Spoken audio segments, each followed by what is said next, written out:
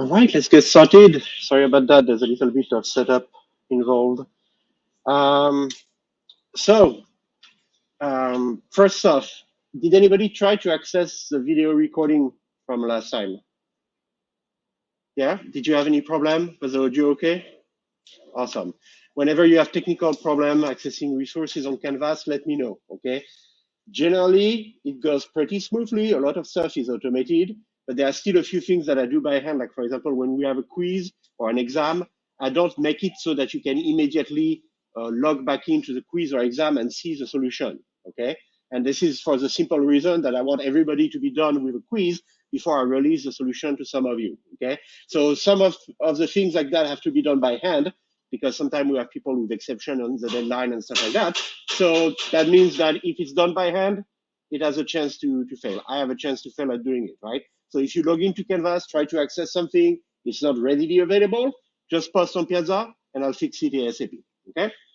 All right, so generally, beginning of the session, we are going to have just a few announcement, reminder, etc., on whatever is going on at the time. So this is the last reminder for that, just because I don't see you for the rest of the week, right?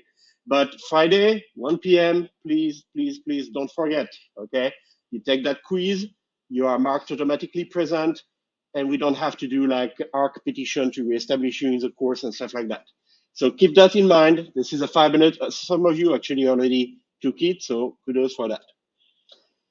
Holiday observance. This is a link that you should bookmark, actually, if you don't know it already, okay? This is the academic calendar at USF.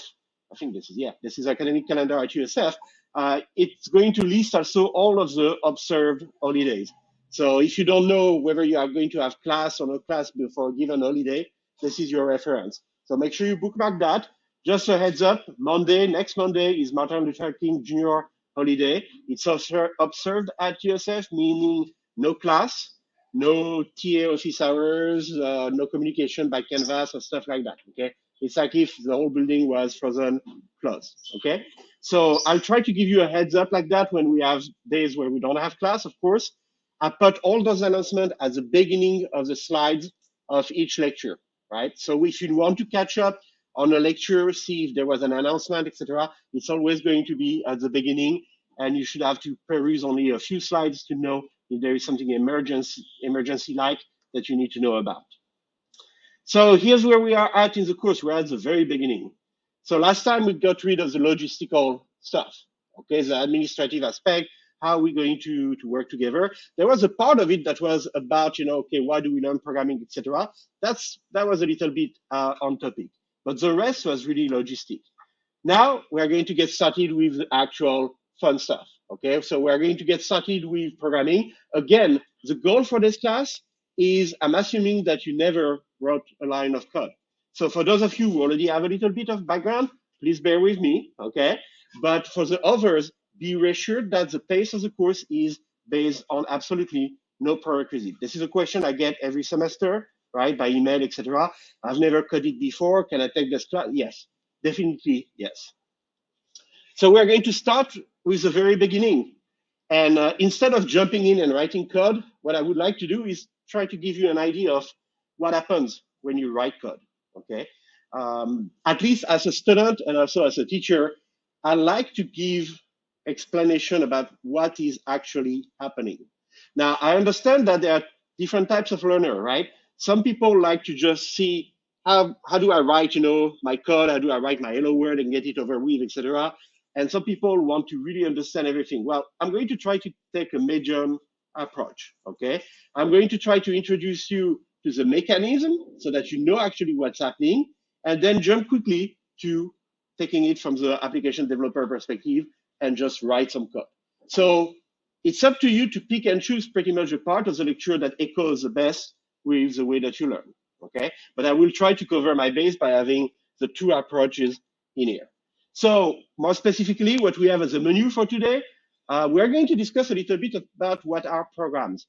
I didn't know how to call that section with any better title. It's just a matter of understanding pretty much how code gets executed on your machine. So we are not going to go to the lowest level. This is not a computer organization class. This is not an operating system class.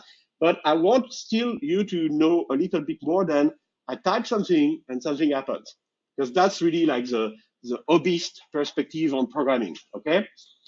And actually most hobbyists go beyond that. Then we are going to take a look at our first Java program, and that's going to be, of course, the hello world, okay? If you stay in computing discipline, you're going to see hello words in all sorts of language. This is generally the first thing we write just to make sure things are compiling. Well, you've seen already that hello world, actually, if you followed that video to make sure JGrasp and Java were working on your system, right?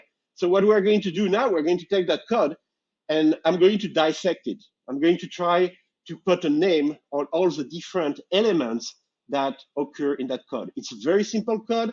I think it's like 5 lines total, something like that. So there's no difficulty there in understanding, what the code is trying to do. The only thing is you need to familiarize yourself with the jargon. So I'm not a big proponent of jargon, but if you go into any field, yes, every field develop its own technical jargon. Okay, it's good, it's bad, depending on how you look at it. But the bottom line is that when you talk to another professional from the same field, this is what you are going to use, because you don't want to go and explain in a lengthy manner, a concept very simple that you can just explain with one word if both of us, know that vocabulary. So there is going to be a part of this course that's going to introduce you to all that vocabulary. For this class, there's not that much, okay? Statement, expression, conditional, stuff like that. It's almost all of it is very intuitive. For the next class, COP2513, I've heard from a lot of students that the jargon, the terminology is actually something that they have to kind of work through in COP2513.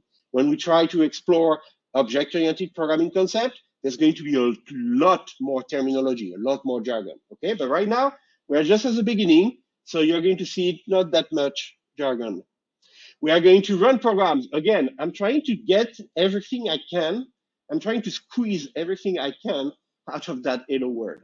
It's like the simplest program you'll ever see, probably.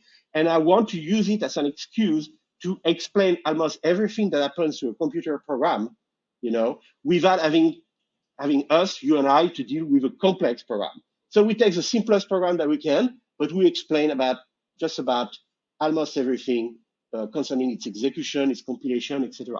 So we are going to run that code. I'm going to explain exactly what happens when you run Java code, what are the tools that are operating in the background on your computer when you do that.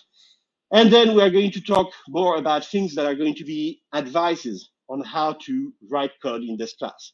So I say write code in this class, but 80%, 90% of those advice, you should be wise to heed them even in your professional life, okay? These are very common sense things that people do when they write code to make it easier on themselves, easier on the people that work with you and have to read and write the stuff to your code, okay?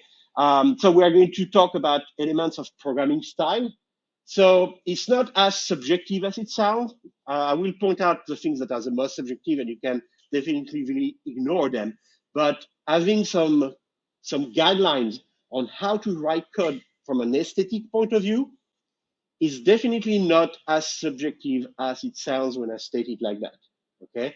Think of it in terms of you are going to be working on the same code with colleagues, okay? Yeah, even if it's a small script, you write a script to automate a task, you pass it to the sysadmin that is working with you, they need to be able to read it, to understand it easily, okay?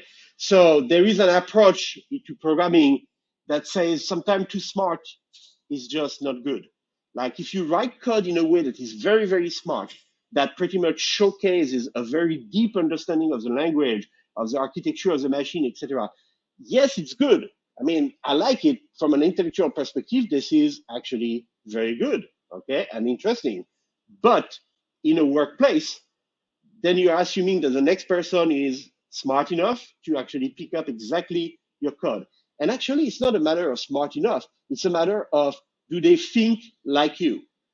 Two of us can write a solution to a problem in this class, and I understand my solution because that's the way that I think through the problem. But if I look at your solution, it takes me a minute. It takes me a minute to put myself from your perspective to understand how you went about solving the problem. So imagine working in a company where 10, 15, 20, 100 people are going to have to look at each other's code, all right? It's already difficult to look at somebody else's code. If you start writing your code, using some aesthetic presentation things that are not actually common in your company, you are going to make that job even more harder for the other programmers. So we're going to discuss a little bit about that, and I'm going to set up the rules for this first course. And then we're going to talk about bugs, because we are going to have a lot of bugs in our code. Everybody has a lot of bugs in their code. The first thing that I should dispel about programming is when you read a book about programming, like a textbook or whatever, or when you watch a YouTube video with somebody doing live coding, okay, it kind of like feed this perception that when I program, I should read the requirements, what the program is expected to do, and then I should naturally, start typing and write some code. And then when I'm done typing, compile it, run it, and it does what I wanted. So there is this idea that is reinforced in your mind from live coding videos or even textbook, where you should be able to make one jump from the requirement to the solution. And if you cannot, this is a problem. If you cannot make that in one jump, then what I get students that come to me and say, I think I'm in the wrong major, because everything I read or watch, they do that in one jump. And when I try to code, I write a few lines and they don't work. They don't compile. So I have to fix a compilation error, or missing semicolon, something like that, something stupid. And then finally it compiles, but it doesn't run right. So I have to go back and fix it a little bit more. And then I keep doing that. So am I doing it wrong? And the answer to that, let me clarify at the beginning of the class, is no, you're not doing it wrong. Programming is an iterative process. It's like a loop. I'm going to take a piece of the requirements.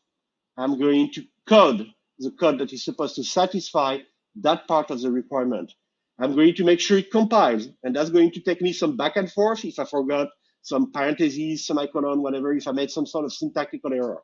And then when it compiles, I'm going to test it. I'm going to run my code to make sure it does what I think it's doing. And that's a catch, right? When we write code, we always think, I'm writing the code that does blah, okay, whatever the target is. Well, most of the time, yes, we think that we wrote code that does X, but when we run it, it behaves differently. That's a bug. That happens all the time. So I'm going to, again, go back and forth a few times here. I'm going to look at what my code actually does, then track down in the code that I typed why it's behaving that way when I thought, honestly, it was going to behave another way, and do that like back and forth a few times until I eliminate all the bugs, and then finally I'm done. And that was 5 lines of code. Okay, as you are beginning to learn to program, maybe that's 3 lines of code, 5 lines of code. You get a little bit more experience, you get used to that routine. You do 10 lines of code at a time, etc. If you write 20, 50 lines of code in one sitting down in this class without compiling, without testing, without doing this incremental process, you're probably doing it wrong. Okay. I've observed a lot of students that come to me and they say, my code doesn't work. And when I look at how they wrote the code, the main problem is that they had an ID. They wrote all that code, like 25 lines of code that map to their ID, okay? So they thought they were right. And now they have to debug 25 lines of code.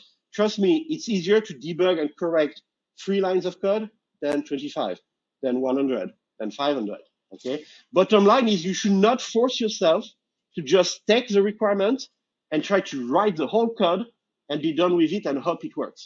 Because as you start learning to program, most of the time it's not going to work that way. Even when you are a good programmer, everybody has their size where they are comfortable, okay? So instead, we're going to try to go through an iterative process, but I don't want you to feel bad if you're making mistakes. What matters is that every time you make a mistake, you have a method, you have a plan. You are capable to look at your mistake, you have a plan to work on it until you understand what's wrong, and then replace the code that was not working by another code that you think is going to work. And then validate it, check it, test it. And if it works, bingo. If it doesn't work, try again. So it's kind of like having a science experiment, right? You're making some hypothesis. How should I write the code that does this job? Or how should I correct my code since it doesn't behave correctly? And then you implement your hypothesis, you code, and then you test your hypothesis to make sure that you reach your goal. Rinse and repeat. Okay? That is a far cry from any live coding demo.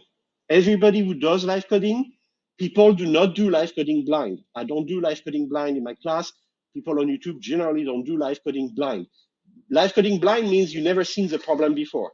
Generally, we know the problem. We have written a solution to that problem several times before. This is not your model. Your model for knowing if you are doing programming right is that try something, learn from your mistake, improve. Try, learn, improve. Try, learn, improve. Okay? So you are going to see a lot of bugs. We are going to start talking here about the three main categories of bugs. I told you last time, we are going to leave the textbook alone at the beginning of the course. Well, that was a poor formulation on my part. That was borderline a lie.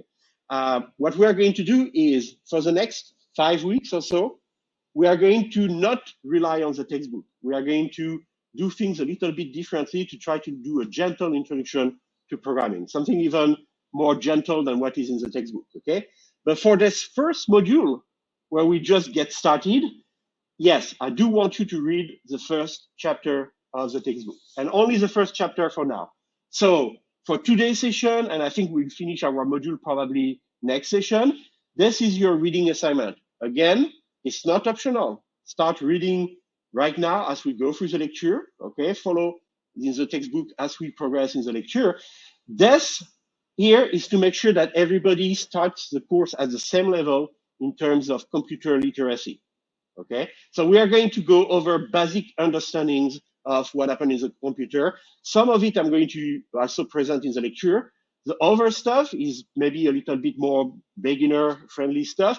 I won't have time to detail it in the lecture, but it's in the textbook for you to read about. Okay, what is a computer, what is the internet, all of that stuff. So for most of you, that should be very easy reading. Okay, we are going to have a few learning activities to start getting your feet wet, getting you used to all that stuff that I talked about last time. So last time, I talked about how this class is going to work, what kind of exams we are going to have, what kind of assignment, etc. Well, here's our first module, module 00, right? So we have like a reading assignment that is very simple, just what is a computer, what is the internet, what is a program, what is, etc., a compiler. And this is how we're going to tackle it. And this method is going to be what we use for every module. So it might feel weird at the beginning. It might feel maybe overwhelming. Why do we have 4 things to do on a module that is so simple? But after you do 1 or 2 modules like that, you should be really feeling comfortable. You should really be feeling at home, meaning that every module is going to follow the same pattern. So you know exactly what kind of assignments are coming to you and stuff like that. So let's take a look together real quick. We are going to have a PQ, which is already released. So I told you the PQ, practice quiz, not graded. You click on it, you get 5 random questions from a bank. You click again, you get 5 random questions again. The one thing I could not do is the following. I'm going to lecture today. I'm going to lecture next, that's going to be next Wednesday because of the holiday, right? So let's say it takes me 2 sessions to cover the content of that chapter. When you click on the PQ quiz, the practice quiz, you get questions from all over the chapter. And I know that's inconvenient, but I could not find a way to fix it, relatively easily. So what I advise you to do is when you click, you open the practice quiz, you are going to see questions that are on topics we didn't even talk about. You can safely ignore them, okay? So get 5 questions, maybe 2 of them are on a topic that we didn't cover yet. Try your hand at answering those 3 questions. It doesn't matter anyway because you're not graded. But the quiz will tell you if you got it right, wrong, what was the solution, and stuff like that, okay? So use it like that. I know it's a little inconvenient, and I apologize for that, but there's really no easy solution to that. So the deal with the PQ is that you could, tonight, when you go home, you could say, well, he covered this and this and this and this topic in the lecture. Let me take the textbook, right? I'm going to read the part that corresponds to what was covered in the lecture, and I'm going to click on that PQ to test if I understand, if I missed anything, okay? And this is how we're going to work with every module that is going to use heavily the textbook. After that, we'll have a GQ. So the GQ is a graded version, like I explained last time. It's already released in Canvas. It's due for next Thursday. So I think I might have made a mistake because I didn't account for the fact that Wednesday we are going to cover some material, and then the deadline for the quiz would be the day after Thursday. So I don't know. This module is very simple, and we are going to have like a lot of time, with the holiday in the middle. There's going to be a lot of time floating around for you to read that chapter. So we are going to try with that deadline. If I see that the grades were negatively affected, then I'll know better. I'll make it drop automatically the worst quiz, and we move forward, learn from that mistake, and make at least one day, before the deadline. But this is generally what I do. It's going to be due on Thursday or Friday. Okay. This is the end of the module. This is when you have been reading the book, attending the lecture, practicing with the PQ. Then you're ready to take that. So to make life easier on you, don't wait for next Wednesday to open the PQ for the first time. Because if you do that, then it's going to be a very short fuse. If you start right now, you should be okay. We have some practice exercise for this module. It's really an introductory module, so I have only one practice exercise. I will describe it in the slide when we get to it, okay? I have only one practice exercise, and you're going to see that it's really easy. The intermediary exam, it kind of feels bad to call it even an exam. The intermediary exam will be formatted like our future intermediary exams are going to be formatted. But again, for this module, you should have a nice surprise. It's going to be super easy. What's the point? The point is that this module is like the minimum that you need to know to be able to take this class. So I make sure everybody's on the same page. And number two, we go through a dry run of what any module in this course is going to look like. So even though it's really simple, we still have a PQ, we have a GQ, we have practice exercise, only one this time, and we have an IE that's going to be really simple, just so that you guys have a chance to go through all of the steps, take an IE, submit it, get proctored, test everything, so that you're ready for the next modules. Okay? So this is going to be our dry run module, sort of. So the practice exercise, what is it going to look like? There's going to be only one. So practice exercise are not graded. Okay, practice quiz, not graded. Practice exercise, not graded. So you can work together on them. You can ask for assistance from the TA, from myself. Here, at some point, I'm going to dissect that Hello World program. The only thing I want you to do for this first practice exercise is take this Hello World program, download it, or retype it, actually. Don't download it. Retype it, okay? I'm going to explain why in a second. Retype it, and then start messing around with it. The Hello World program is going to just display Hello World on the screen. Well, change the name of the program, change the name of the class, change the name of the file. Instead of displaying Hello World in one instruction, use multiple instructions to display it. That's going to make more sense when we cover that and when you do the reading assignment, okay? So pretty much what I want here to do is I want to make sure that you can modify code, that you get comfortable editing code, modifying code, and we're going to do that on the simplest possible code that I could find, Hello World, okay? And you are going to play around with it. It's a really open-ended practice assignment, so you can do it in 5 minutes. You can spend an hour on it if you are more curious, okay? Just feel free to ask every question you have to the TAs and myself, all right? And the IE, well, again, the idea is to get you used to getting those IEs. So the thing that I should mention that are important that I didn't cover last time, whenever we have an intermediary exam, the way it works is you log into Canvas, you click on the link, you are going to have the proctoring software ask you to show your student ID to the webcam. Then the proctoring software is going to set up pretty much everything. So monitoring of the webcam, monitoring of the web traffic, stuff like that. And you are going to have a set amount of time to complete your exam. 1 hour. For this one, 1 hour. Because 1 hour should be already plenty enough. Okay, you can probably get this one done in 15 minutes. So we are going to have a set time, let's say 1 hour. More likely, you're going to have 2 hours when we start doing real intermediary exams, okay?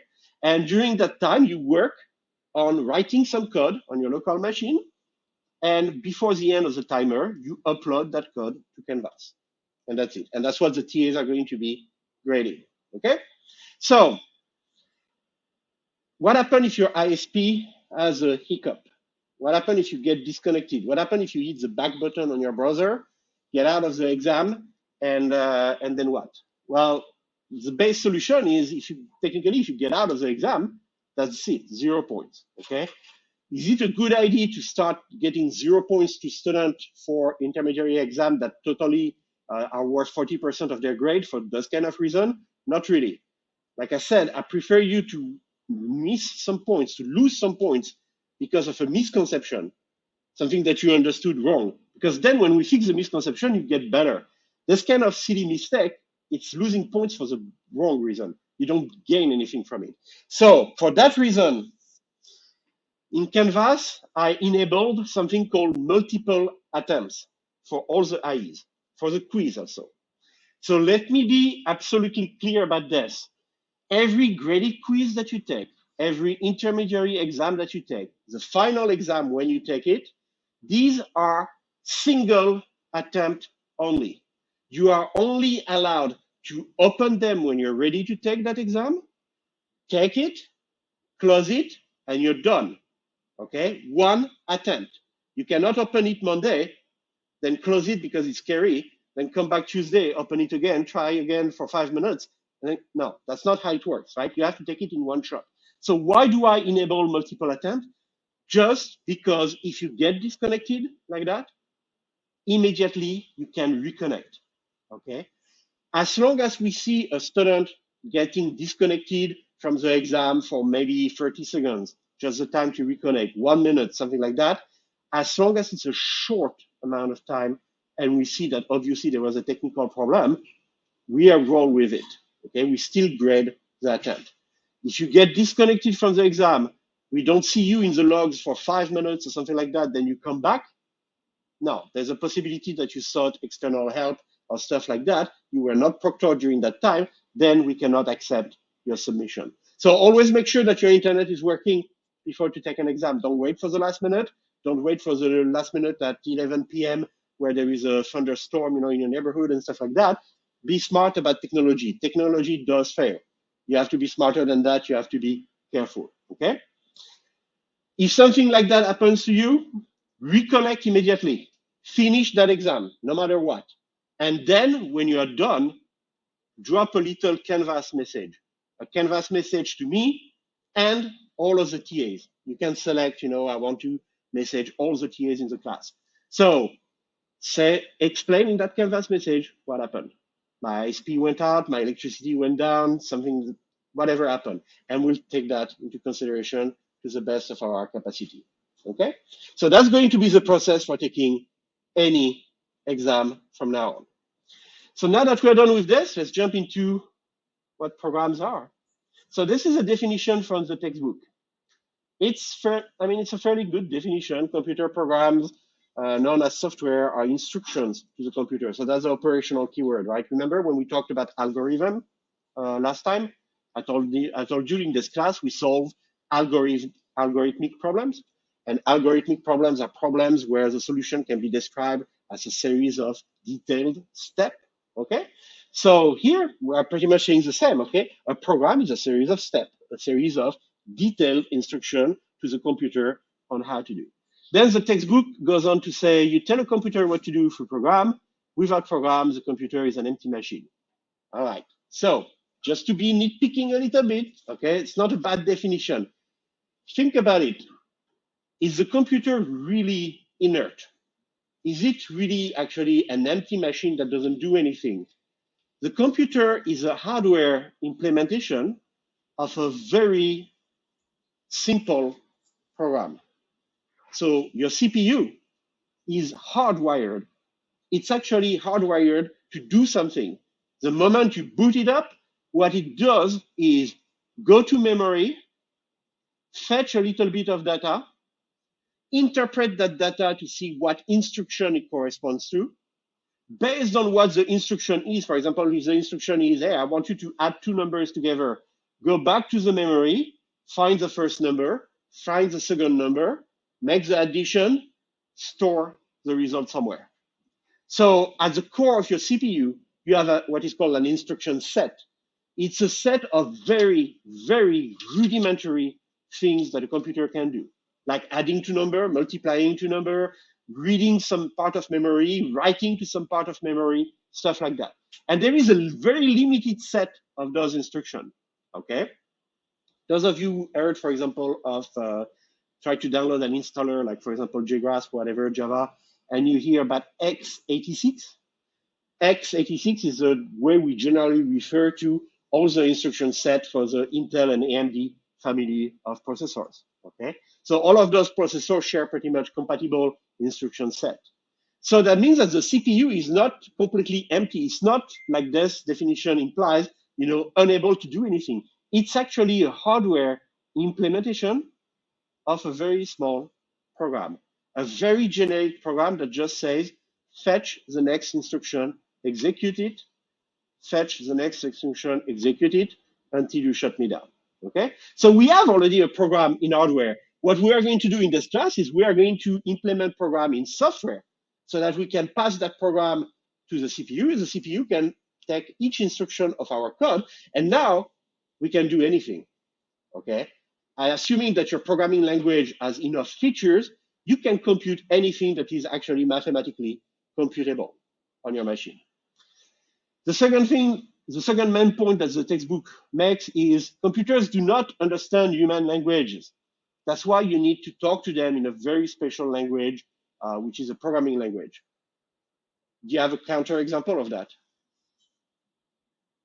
Can you think of a counter example? I know you guys talk to computers, yeah? Yeah, Siri, Alexa, what's the name of the open source one? Minecraft, I think. Anyway, hey Google, Siri, etc. So that is not taking into consideration this.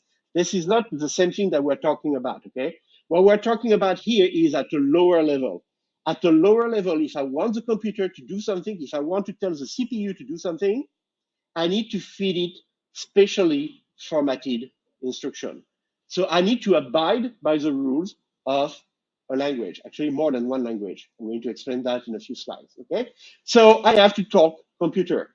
Now, what you are familiar with is natural language processing, which is a branch of computing, which is pretty much running programs on CPU that are going to be able to take an audio fragment, transform that into phonemes, and then look at the phoneme and make sense of them. So the processing of natural language is not something that's trivial to do on a computer. So we need to use advanced programs to do that kind of stuff, okay?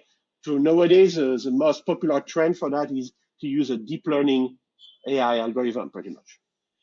So programs are going to be written not using those human language, but using those programming language. One of the main reasons for that, it doesn't matter how good computers are at understanding us when we speak, okay, or when we write in English. No matter how hard we try, English, French, German, whatever human language that you can think of, these are intrinsically ambiguous language. Okay, it's really easy to write something in any natural language. We call these natural languages, right? It's very easy to write something in any language on Earth and have like a big portion of people that read this instruction misunderstand it. That's the nature of human language. They are ambiguous. They are what we call highly context-based. Programming languages, think of them as a toy. This is a Tonka version of languages. These are languages that are more mathematical in nature, that have absolutely no room for misinterpretation. If you have a programming language where somebody writes an instruction and two different computers can interpret that as meaning two different things, you don't have a programming language. That's a very bad attempt at a programming language. The primary rule with a programming language is it has to be 100% unambiguous. Understanding what is written should not depend on a large context. Like, what are we talking about? Where are we sitting? Are there other people in the street? All of this are things that are taken into account when you and I talk, okay? With programming language, no, it's really formal, it's really reduced, okay? That's why even nowadays, even with the progress of natural language processing, yeah, we still have to use programming language to actually write code. It's a totally different level of expectation there in terms of ambiguity. So now that I introduced programming language and I made a case that we still need to use them, what are the big family of programming language? So this is a Pandora's box, okay? If we get started talking about the different programming language, we're going to be here for like a few hours. So I'm not going to do that to you. But what I want to show you is three clearly separated levels of programming language. So I'm not going to talk about specific programming language, but categories, families of programming language. And each of those three families that I'm going to talk about, machine language, assembly language, high-level language, each of them help you understand actually how you go from the hello word that some of you typed actually when you tried to make sure JGrass was working on your machine. How do I go from hello word written like this to actually a CPU understanding that it needs to display the character HELLO space W and so on and so forth on the screen? Okay, so by going through those three levels, this is not an exhaustive overview. This is just like, I picked three levels to show you that transition. You should have a good understanding of what's happening. Let's start with the lower level, machine language. So machine language is exactly what the CPU in your computer speaks, okay? So when I told you the CPU read a little piece of memory, looks at it, try to understand, okay, what instruction am I requested to perform, okay? When the CPU does that, we are talking about machine language. The piece of memory that was read is a bunch of zeros and ones that mean something according to the machine language that has been designed for that CPU to operate with. So nowadays, the two main categories that you are going to hear about are x86. So x86 again is used as a generic term for anything Intel AMD, okay? And ARM. ARM is getting a lot more popular. So think of it as two categories of CPU. There are x86 CPUs and there are ARM CPUs. And ARM is what you have in your phone, okay? It's also what you're going to find in your MacBook. If you bought a MacBook in the last, 2 years or something like that, they switched to that M1 chipset. M1 chipset is just an implementation of a laptop CPU that is based on the ARM architecture. So Intel or ARM, these are like the two major players right now in CPU. So that means that each of those family of CPU has their own machine language.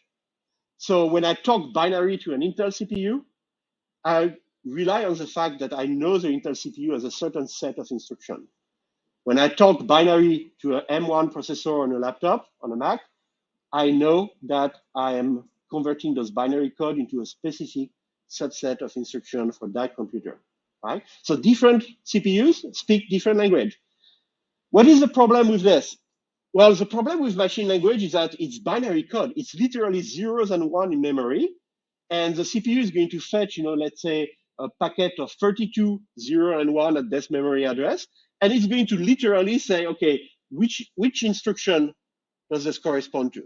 And it has a table where it looks up, okay, if it starts with 0, 1, 1, 0, that means adding two numbers. So imagine yourself looking at this or writing this. This is completely random, by the way. I didn't use real machine language. But let's say that we look at a packet of bits like that, and somebody says, yes, this is adding two numbers. Congratulations. If you can look at this and tell me what it's doing, or if you can write it like that, you are like probably a genius, okay? Because for most human beings, this is extremely difficult. So there was a little time at the beginning of computing where, yes, we didn't have a choice. You wanted to code, you use like punch cards, right? Like cards with holes. Well, guess what? Hole, not hole, 0, 1, binary. So yes, at some point, computer scientists were supposed to work in binary and talk to the CPU directly. That didn't last too long because that's atrocious, okay? That's atrocious to read. This is atrocious to write. It's not going to scale up very well if you have a program with 1 million lines of code to read and write, okay? So this is why assembly languages were introduced. So the same way that there are different machine languages based on different CPUs, we have different assembly language. But this time the assembly language is not as tied to the CPU. Like for example, on Intel, we have at least 2 assembly languages that I can think of.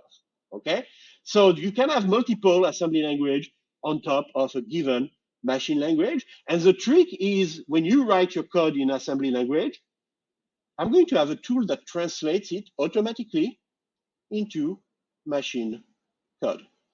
Okay, all right. So what does it look like? So the goal is to make programming easier. This is a bit of a overstatement you're going to see. So the idea is now we are not going to write anymore our instruction like this. We are going to write them in a text file. A plain old text file with Notepad will do the trick, okay? And we are going to write our instruction to the computer in ways that are easier for a human being to manipulate. So add is a keyword that makes me think that we're going to add 2 numbers. Yeah, bingo, that's it. Add 2, 3, result. Add the number 2 to the number 3, store the result in a variable named result. I can live with that. This is actually already much better, than the 0001 that I had before. Most of the time, what you would have is you would have an add instruction. You would have several types of add instruction, depending on what you want to do. And then you would refer to registers. Registers are little location of memory that are inside the CPU. So they are much faster than your RAM, much faster than anything else in terms of storage on your computer. So generally what a CPU does, it goes and fetch data from the RAM, puts it inside one of those tiny registers, fetch more data, put it inside another register, and then the instruction like add, multiply that are supposed to work on data, they operate between 2 registers and store the solution in a 3rd register. And then when we are done doing that, we transfer the result back into the main memory, okay? So for us, those details, okay, they are what they are. They explain, why assembly language is written the way it's written, but we are not going to program in assembly language. The only thing I'm trying to point out to you here is that if we had a choice between machine code and assembly, we would pick assembly, of course. And for years, that's been the standard. And then we have what we are going to be operating with. We are not going to code in machine code. I would never teach a class like that. We're not going to code in assembly. We are going to code in something called a high-level programming language. And nowadays, high-level, all of this happens at decades ago. So nowadays, when people say high-level programming language, they think about MATLAB. MATLAB is a mathematically oriented programming language. They think about programming language that are very, very, very high in the abstraction level. For example, SQL, the language that you are going to learn in your introduction to database, okay? So here, what I mean by high-level language is anything that is better than assembly, which is pretty much every programming language nowadays, okay? So the idea of a high-level programming language is we want to get closer to English. We don't want binary. We don't want, weird code like add R1, R2, R3, etc. We want to write things that when we read them, we can make sense of them more easily, okay? So we want to be able to write like statements in a text file and have the computer understand those statements and then translate them into, assembly language. So the process of taking, your program written in Java and translating it into assembly language is completely automatic because assembly language is a very formal language. There's no ambiguity. Java has no ambiguity. So a machine is capable to do automatic translation. If you have been using any of the automatic translator out there, they are getting pretty good, but we are still not there for natural language processing, right? If you say something and you want to translate it in Japanese, you never know if what you are going to email to that Japanese friend of yours or whatnot is going to really mean what you meant, okay? So translating human language is difficult. Translating programming languages is not trivial, but it can be completely automated by computer, reliably, without any chance of mistake. So you write your code in Java, a tool called a compiler takes it, reads it, and spits out some assembly language equivalent to your Java code. And then guess what? We are going to take this assembly language and we are going to compile it again into machine code. So this is an example of a statement. This is a statement that could be used in Java, that could be used in C, C++, C#. We have a variable area. Think of the variable x, y, z, that you use in math. So area is assigned the value that is a result of evaluating 5 times 5 times 3, 14, 15. And semicolon just means end of job, end of statement. Okay? So we have a very simple statement here, like it would be written in most modern programming language. And it's much easier for us to work with this than any of the other stuff that I presented. However, inside the machine, those other steps are still present. Popular high-level language, so that's the list from the textbook. It's not exhaustive by any stretch of the imagination, and I'm not going to go over every item in this list. What I want to draw your attention to, Java, because we use it here in this class. Python, because you are going to use it also during your curriculum with us. Okay, Python is an excellent programming language for people in IT and cybersecurity. And C, because you are going to use it when you take COP2512, which is that gate course right before you actually enter the major fully, right? So these are the three languages that you're going to be exposed to during the next 4 programming classes that you take with us, okay? But there are tons of them. It's actually becoming somewhat of a problem. There's a new programming language that comes out every, I don't know, year, every 2 years, etc. And every time something new comes out in IT, you have a community that says you should be ashamed of doing things with the old programming language. You should totally switch to the new programming language. Look, it's so much better. And most of the time, yeah, there are good reasons to switch, right? But then again, 1 year down the road, we switch to another programming language. So what does that mean for the companies that you are going to work for? There is no company that has half a brain that is going to switch to the newest programming language or JavaScript, framework or whatever every time something new comes around, because that would be exceedingly disruptive to actually the production of any software in that company. So if you are a company that writes some code and then you don't touch it, like you write it, you use it 1 year and then you throw it away, then yes, you can always jump to the newest technology. If you are a company that is going to develop some large application and that application is going to grow over time, over years, etc., you're going to hire new people when the old ones that were there when the application started retired, and they're going to take this legacy code. If you have this kind of scenario, which is most company, then you want to actually carefully select every technology that you jump on, because you are going to be keeping it for at least a decade or something like that. Okay, so bottom line, for you need to know multiple programming language. There's no escaping that, okay? But we're going to take it easy in the program. We're going to start with Java, then jump to C and Python, okay? And we are going to stay limited to a few programming language. Once you have learned, I would say between 3 to 5 programming language, once you went through the mechanics of relearning a new programming language, it's going to become a routine.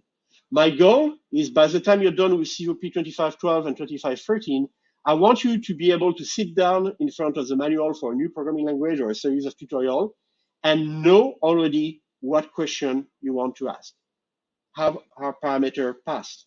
How are the variables handled in that language? Are they references? Are they actually primitive variables? I know this doesn't mean much right now, okay? But by the time you're done with those 2 courses, these are the things that are going to be in your mind. So when you look at a new language, you're not going to start again from scratch like we do here, painfully from the beginning, the very beginning. No, you are going to look at the new language and you're going to sift through the reference material and you are going to look for exactly the things are different between programming language. And that's going to enable you to learn a new programming language a lot more easily, a lot faster as well, okay? So the effort that you sink into learning your first language is going to be less when you learn the second language, less when you learn the third language, and then eventually it's going to stabilize and be a small investment only. All right, so I think I covered that already. I just want to show you this diagram. This is a full story. This is what happens when you write code, like a hello world, in a text file. It's just a text file. That's it. And then a program called the compiler reads the text file character by character, translates it into, well, first assembly, and then an assembler translates it from assembly language to machine code. And then there's another program on your computer, goes by different names, that's going to be able to open the result of that compilation and assembly chain and execute it. Meaning it's going to open that binary file, because at that point we're like talking about binary file, right? It's going to open it and it's going to do what's instructed to be done in there. It's going to execute it. So here we would talk about, for example, a .exe file in the Windows world. Okay, you have a .java file, you compile it, assemble it, blah blah blah. You end up with a .exe file. Well, it's not really true for Java, but for C, for example, yes, that's exactly what will happen. And then you double click on that .exe file. A part of your operating system is going to handle the execution of that code, and you are going to see the result on the screen, or it's going to activate the printer. It's going to do whatever your program was supposed to do. So that's a standard way to execute things. Write the code, we call it the source file, okay? Write the source code as a text file, compile it into assembly, assemble it into machine code, then run the machine code on your machine. And that's what you are going to do when you use a C programming language. For us, well, let's rewind a little bit, because for us it's going to be kind of an hybrid scenario.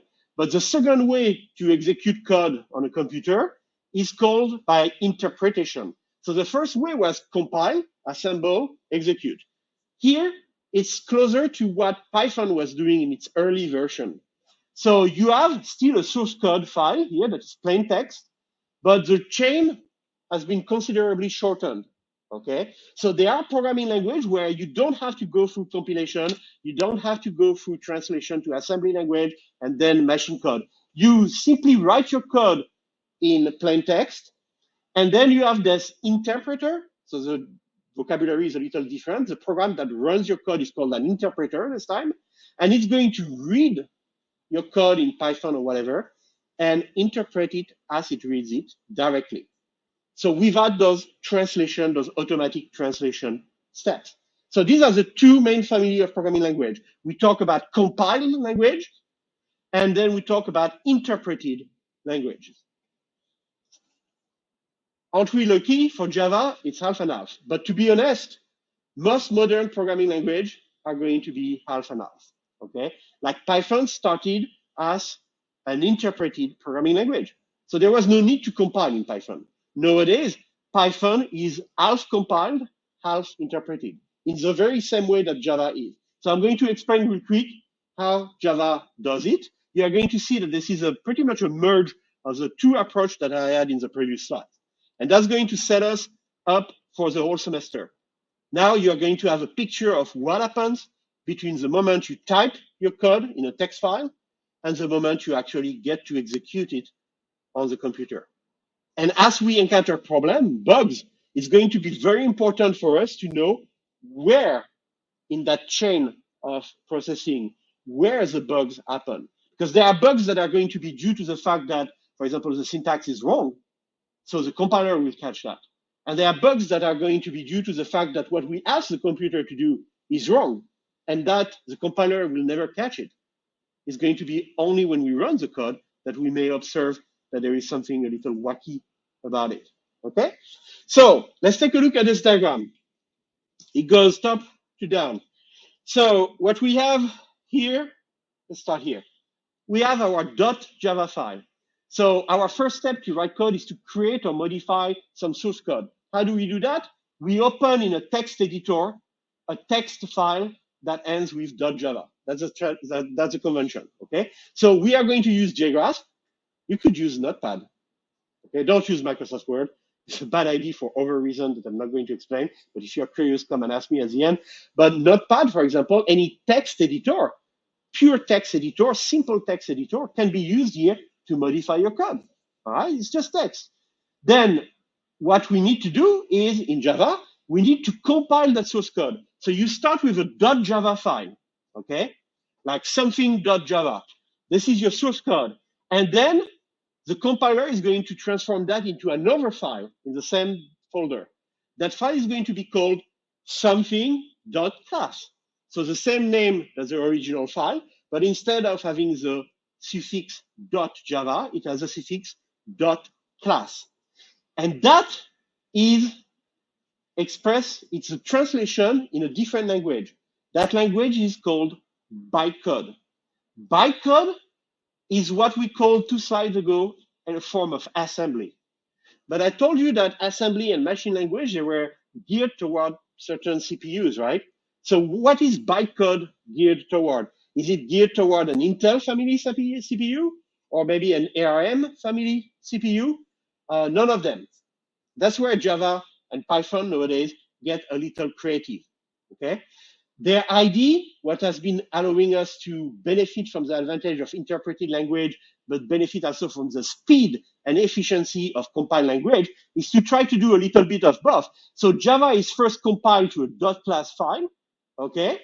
And then the .class file is going to be interpreted by another program. The name of the program that compiles Java files is called javac, Java compiler. So I could go on my command line and type javac welcome.java, and that's going to create the welcome.class file. But it doesn't run. I just translate it. Now, how do I run? With another tool, again, I could go to the command line and type java space welcome, and now it would find the .class file for welcome, and it will execute it by interpreting the bytecode. So it's half and half. The first version is compile, assemble, you have binary stuff like a .exe file that you can just click, the operating system will run it. The second approach was just write your code, and I have this program, this interpreter that's going to act upon the instructions that are in your code. Now, what we say is write your code. I'm going to compile it in some sort of assembly-like language called bytecode, and then the bytecode will be interpreted by the Java program to actually make things happen. Why? Why do we make it so complicated? The essential idea behind this is interpreted language are very flexible. People love JavaScript, people love Python because they have qualities that make them very flexible to use for the programmer. Compiled language, less flexible. So I want flexibility, right? The problem is Python, for example, is still nowadays, unfortunately, it's a pretty slow language, meaning that when you write your code and you run it, the execution of the same code doing the same thing in, let's say, Python and another language like C is going to be orders of magnitude different. For example, there was a SEM letter comparison between, I think it was Tower of Hanoi, a classic, computer science program that we all write at some point. It was implemented in C and Java. The C version was going 300 times faster than the Java version. Okay, so that's the trade-off we have to deal with. There are languages that are awesome to use, to write code in, but they don't go fast when we run the code. And there are languages that allow you to write code that's going to execute very fast, like C, but they are a pain in the ass to work with as a programmer.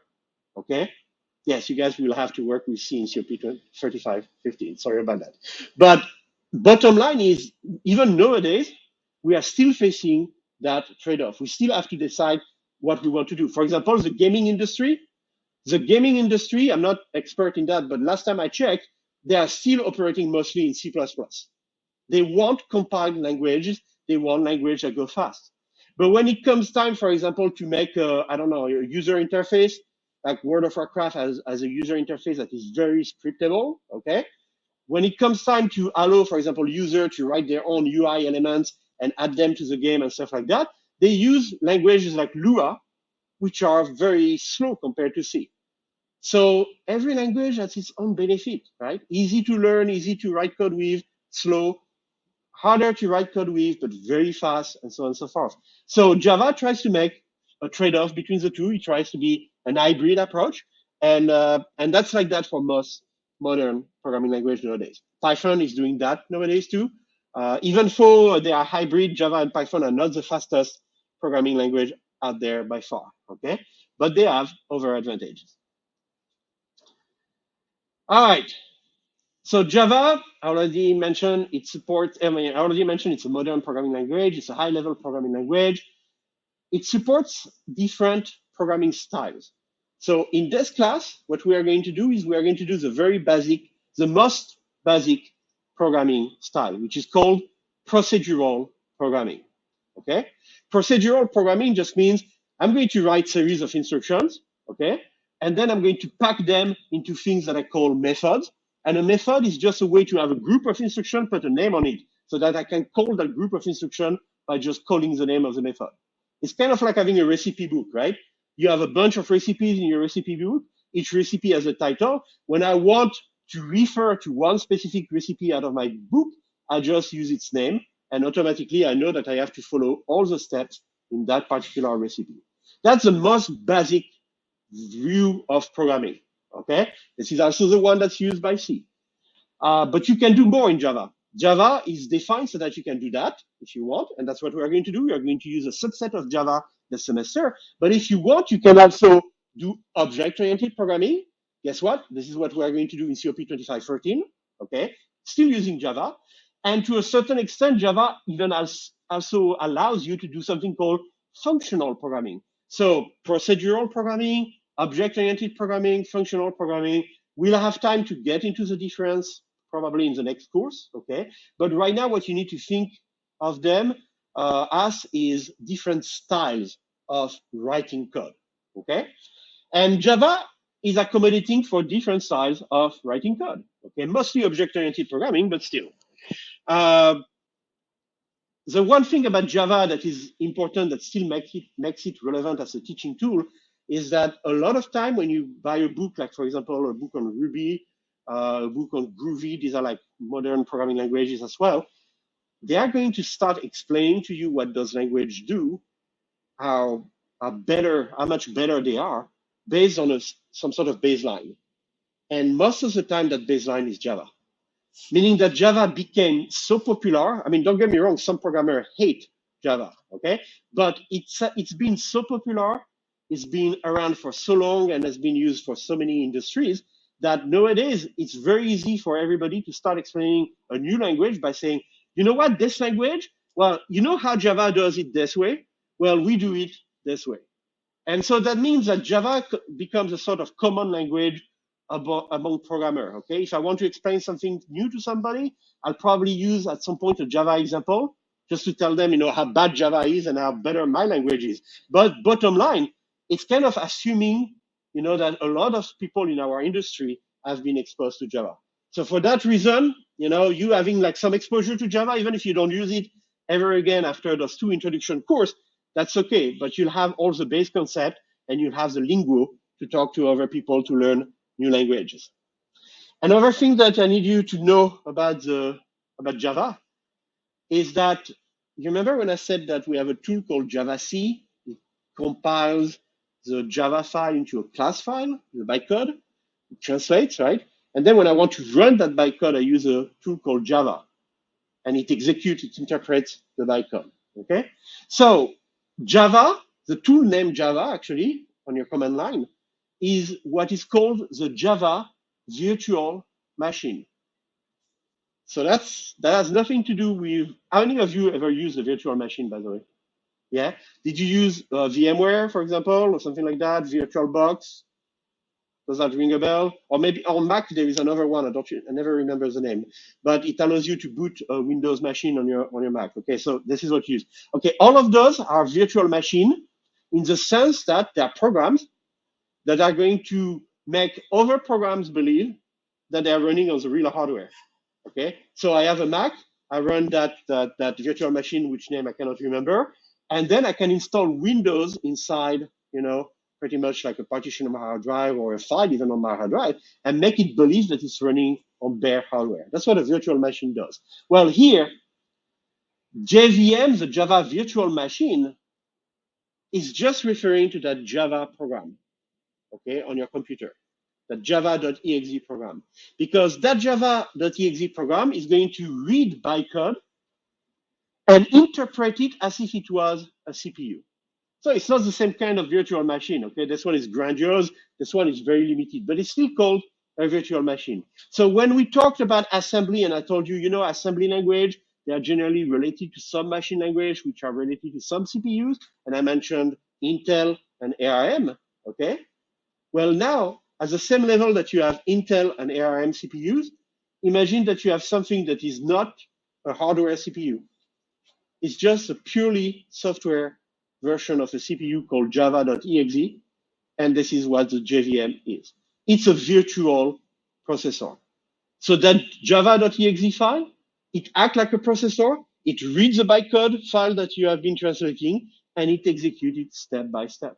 So it's like we have a new family of processors, and now we start having processors that are completely virtual. Python does the same thing. Python has a form of virtual machine that is executing very fast. In Python, they are called PYC files, which is equivalent of a class file here. Okay? All right, bottom line is, do I have to write Java in order to get bytecode? No. I can write in different languages. I can write in different languages as long as I have something, a program, okay, a compiler, as long as I have a compiler that is going to be able to take my language and convert it into bytecode, then I know that I can run any bytecode file on the JVM. So over the years, Java has become more than a language. People have started to say, I don't like Java, but since Java is translated in bytecode and the bytecode is what the JVM runs, I'm going to make my own language. I'm going to call it Groovy. That's actually a real language. I'm going to call it Groovy, and I'm going to write this compiler that takes a Groovy code that is so much easier to write than Java and translate it into bytecode. And then the JVM will not even know what hits it. It will just read a bytecode file, but it will not even realize that that bytecode file was not produced out of Java. It was produced out of Groovy. And nowadays, we are still doing that. There are new languages like Kotlin, for example. Those of you who want to go into Android development, this is the latest trend in Android development. This is a Java-like language, okay, that you compile into bytecode, and the bytecode runs on the JVM. But it doesn't even stop there. The modern panorama for actually people in our field is that nowadays, it's really easy to say, you know what, I'm going to use a JVM. It reads bytecode. Part of my projects are going to be written in Java. Part of my projects are going to be written in Kotlin. That's actually what's happening for Android development right now. Okay, it's not unusual to have an app that is half Java, half Kotlin. And the two can coexist together because the Java is translated in bytecode. The Kotlin part of my application is translated in bytecode. Both bytecode are merged together and they run actually on the same JVM. And then the last thing to put on top of that, what about Python? I love Python. I don't want to program in Java. Well, there are some languages like Python and Ruby that have a Java version of them. What does that mean? That means it's still Python or Ruby, but it's called Jython for Python and JRuby for Ruby. And they allow you to write code in Python and Ruby.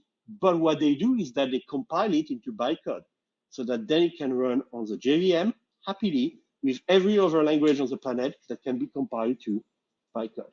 Okay? So that's, yeah, question? Yeah? So the TypeScript situation is a little bit different, but it's still similar, okay? The TypeScript situation is you write your code in TypeScript and the compiler generates JavaScript. And then JavaScript is handled, the same way JavaScript is handled. So for those of you who are thinking, this is a little over the top, maybe this is a little over the top what I covered today for an introduction to programming, okay? But the realities are that this is actually the standard today. So when I was teaching introduction to programming 30 years ago, we didn't talk about those technology because they didn't exist. We talked about, hey, you write your code, it compiles, it runs, and that was it. You guys are getting started in the field at a different point in time. You are in a point in time where it's expected that everyone knows what a polyglot programming platform means, okay? Polyglot, multiple languages, okay? And you have to be aware of those little technicalities, just so that when you go and search for information on the internet by yourself, or when you learn a new technology in 5 years from now, you are not going to be completely like surprised and be like, I don't even know what these people are talking about. I thought you just type and run, okay? So am I going to like really like stress test you on this kind of stuff? No, this is not my goal. The textbook goes over it, so please do the reading assignment, okay? You are going to go over the same material slightly different, and the GQ and stuff like that are going to test you on that. And I promise you, this is the last slide. The last slide is just a bit of a warning. When you search for information on the internet, I've seen actually system administrators that don't know that. This is what motivated me to put it actually as a slide in my intro course. I want you guys to be aware of the nomenclature, the way things are named. Java has a history of being named Java 1.2, 1.3, 1.4, 1.6, 1.7. At some point, they decided that here, when they reached 1.2, for whatever reason, an engineer at Microsystem or the marketing department, I don't know, decided that we're going to call that Java 2. So this is Java 1.02, 1.1, 1.2, but this is also known as Java 2. This is Java 1.3. This is also known as Java 3. And it keeps on going like that. And over time, people have stopped referring to Java with its 1 point something version. Now we talk about Java 5, 6, 7, 8. The latest Java is Java 17. So when you look for information about a specific version of Java, look for the round number, okay? If you find something on numbers like that, it's probably deprecated. The second thing you have to know, there are at least three different types of Java. We are using what is called Java Standard Edition, okay? So since it started with Java 2, it's called Java 2 Standard Edition, J2AC. Yeah, it's Java 2 Standard Edition version 17, okay? So yeah, they could have tried to make it more confusing, but it would have taken actually some work, okay? This is the highest level of confusion we can reach without actually really being careful.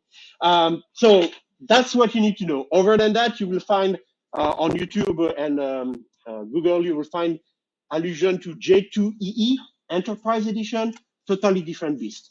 J2ME, I don't even know if that thing is still alive, honestly. It's, what is it, micro or mobile edition, I don't remember. This is for embedded device. I'm not even sure anybody uses that anymore, okay? So if you look for information to help you through this course, always look for J2SE, look for whatever version is high enough, like anything past version 8 will be relevant for this course, and that's it. All right, thank you for your patience.